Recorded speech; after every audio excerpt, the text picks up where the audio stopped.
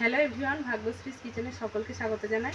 বন্ধুরা, প্রচণ্ড গরম পড়েছে। এই গরমের সময় মাছের ঝোল খাওয়া তো স্বাস্থ্যের পক্ষে উপকারী। এই সময় মাছের ঝোল খেলে পেটটাও ঠান্ডা থাকে। আর আমি এখানে একটা মৃগেল মাছ নিয়ে নিয়েছি। এই মাছটাকে দিয়ে সবজি দিয়ে ঝোল বানাবো। তাহলে বন্ধুরা, প্রথম থেকে শেষ পর্যন্ত ভিডিওটি দেখতে থাকুন। মাছটাকে আমি কেটে নিচ্ছি।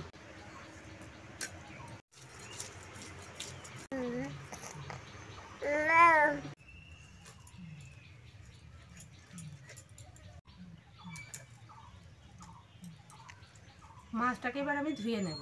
মাছটাকে ধুয়ে আমি পরিষ্কার করে নিয়েছি। মাছটার মধ্যে পরিমাণ মতো লবণ আর হলুদ গুঁড়ো মাখিয়ে নিচ্ছি।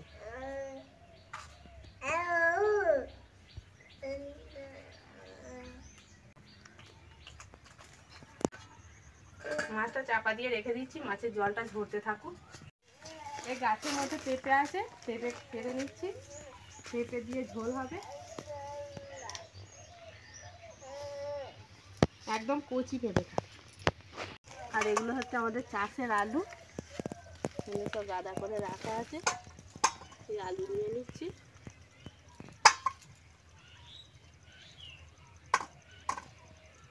এই পেঁপে দিয়ে আলু দিয়ে মাছ দিয়ে ঝোল বানাবো। তাহলে এবার এগুলো আমি কেটে নিই। পেঁপে, আলু আর একটা টমেটো কেটে নিয়েছি। আমি কেটে ধুয়ে সব পরিষ্কার করে নিয়েছি। এবার আমি উনুন ধরিয়ে নিয়েছি, কড়া বসিয়ে দিচ্ছি। কড়াটাকে ভালো করে গরম করে নেব। কড়া গরম হয়ে গেছে, কড়ার মধ্যে দিয়ে দিচ্ছি সরষের তেল। তেল গরম হয়ে গেছে, এবার আমি লবণ হলুদ মাখিয়ে রাখা মাছগুলোকে তেলের মধ্যে ছেড়ে দিচ্ছি। আমি দুবারে মাছগুলোকে ভেজে নিচ্ছি। সব মাছগুলোকে আমার ভেজে নেওয়া হয়ে গেছে, তেল ঝরিয়ে তুলে নিচ্ছি। তেলের মধ্যে আলুগুলোকে দিয়ে দিচ্ছি, আলুগুলো ভেজে নেব।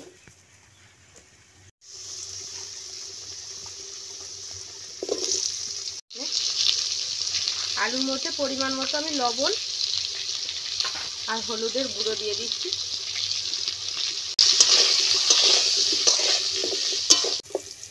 আলুগুলোকে আমি ভেজে নিয়েছি, এবার আমি আলুগুলোকে তুলে নিচ্ছি।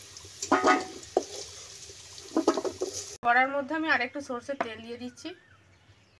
অল্প একটু তেজপাতা ফোড়ন দিয়ে দিচ্ছি, শুকনো লঙ্কা আর 5 ফোড়ন দিয়ে দিচ্ছি তেলের মধ্যে। কেটে রাখা টমেটো দিয়ে দিচ্ছি। অল্প একটু লবণ দিয়ে দিচ্ছি, টমেটোটা তাড়াতাড়ি ভাজা হয়ে যাবে।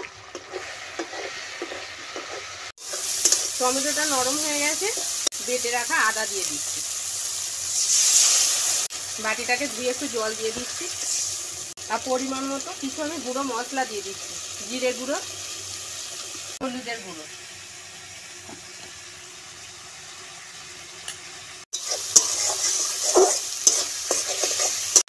মশলাটাকে খুব ভালো করে কষিয়ে নিয়েছি। এবার আমি ভেজে রাখা আলু দিয়ে দিচ্ছি আর কেটে রাখা পেঁপে দিয়ে দিচ্ছি। কষিয়ে নিচ্ছি।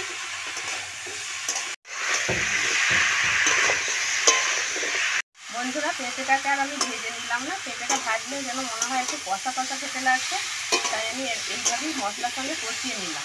এবার পরিমাণ মতো জল দিয়ে দিচ্ছি।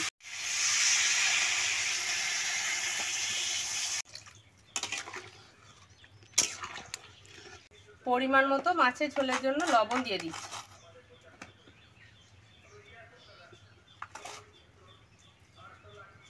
মিনিট 20 সময়ের জন্য ঢাকা চাপা দিয়ে সব সেদ্ধ করে নিচ্ছি।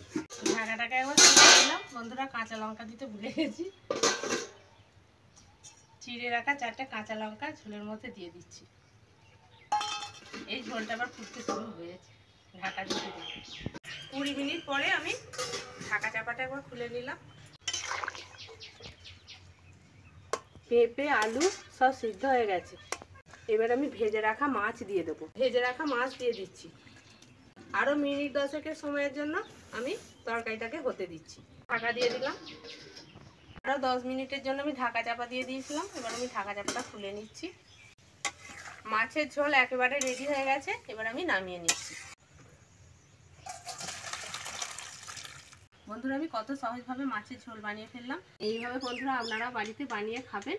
ভিডিওটি যদি ভালো লেগে থাকে অবশ্যই একটি লাইক করে দেবেন এবং শেয়ার করে দেবেন এবং চ্যানেলটিকে সাবস্ক্রাইব করে আমার পাশে থাকবেন। আবার দেখা হচ্ছে পরের ভিডিওতে।